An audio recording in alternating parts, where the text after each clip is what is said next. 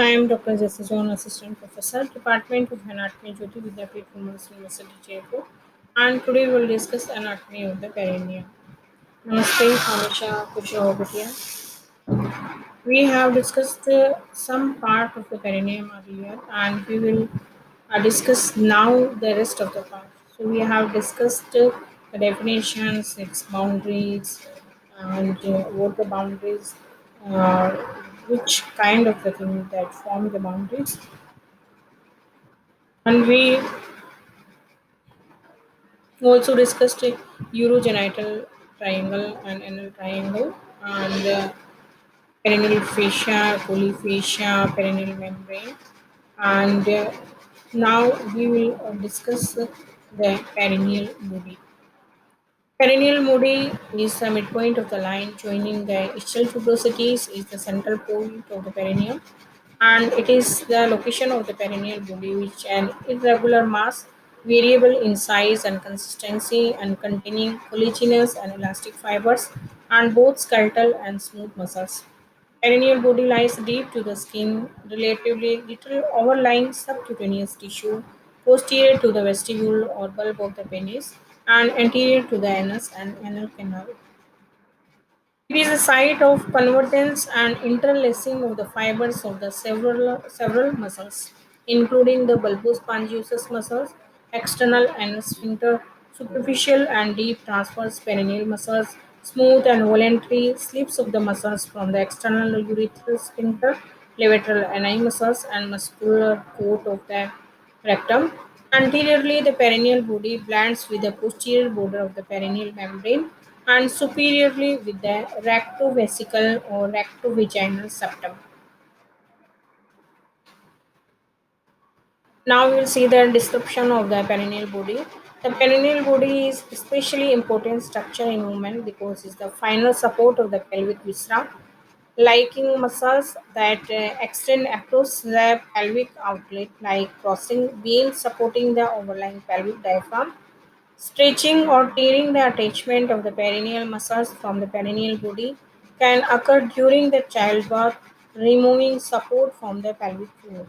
As a result, prolapse of pelvic viscera, including prolapse of the bladder and prolapse of the uterus or the vagina, may occur.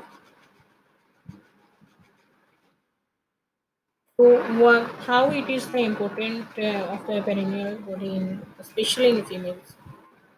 Now we'll see the perineal fascia, that is the deep perineal fascia, intimately invests the ischio-cavernous bulbospongious and superficially transverse perineal muscle, and it is also attached laterally to the ischiopubic ramen.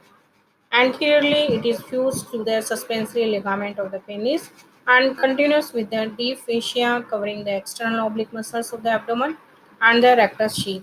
In females, the perineal fascia is fused with the suspensory ligament of the clitoris, and in males with the deep fascia of the abdomen. Perineal cleft between the deep perineal fascia and the pollice fascia is a thin fluid-filled space that is called the perineal cleft. It lies between the deep and superficial fascia and continues with the space between the deep and superficial fascia in other region of the body. The space within the scrotum between the external spermatic fascia and tunica dartos, and the space between the buccal fascia and the superficial fascia of the penis, and the space between the deep fascia on outer surface of the external oblique muscles and scapa fascia. So you can see the contents of the superficial perineal pouch. Now we'll see the boundaries of the perineal pouch. Superficial perineal pouch is a potential space between the membranous layer of the subcutaneous layer and perineal membrane, superiorly and laterally ischial rami. Closed posteriorly and continuous anteriorly with the space between the membranous layer of the superficial fascia and external oblique muscle. Now we see the deep perineal pouch. It is bounded by inferiorly by the perineal membrane, superiorly by the superior fascia of the urogenital diaphragm, and laterally by the ischiopubic rami. It is closed anteriorly and posteriorly by the fusion of the two layers bounding it.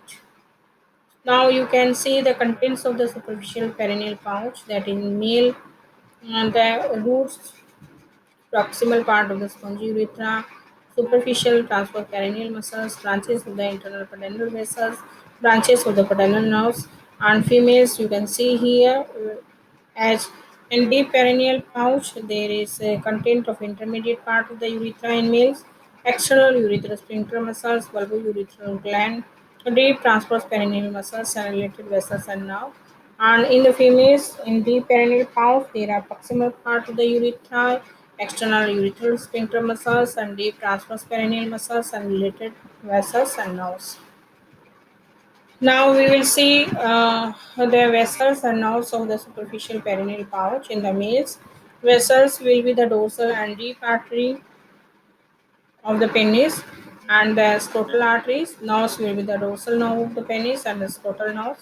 In the females, in the same superficial perineal pouch, vessels will be the dorsal and deep artery of the clitoris and the labial arteries. The nerves will be the dorsal nerve of the clitoris and labial nerves. Now we will see the contents of the deep perineal pouch in both sexes. The deep perineal pouch contains parts of the urethra centrally and inferior part of the external urethral sphincter muscles above the center of the perineal membrane surrounding the urethra, anterior extension of the ischial fat pads also. In males, we will see it contain intermediate part of the urethra, deep transverse perineal muscles, bulbourethral glands, dorsal neurovascular structure of the penis, and in females, it will contain proximal part of the urethra, mass of the smooth muscle in the place of the deep transverse perineal muscles on the posterior edge of the perineal membrane, and dorsal neurovascular of the clitoris. So you can see the different type of the muscles, their origin, their insertion, their innovation, their actions. Here in this picture, you can see and note down. Now we will see the block anesthesia of perineal area. We will block if you want to give the anesthesia of perineal area. Then we will block to the primarily pudendal now, and we will use this kind of the anesthesia in the childbirth. Now there are assessment questions. These are explain perineal body and explain the perineal boundaries of the both sexes. This is all about the perineum.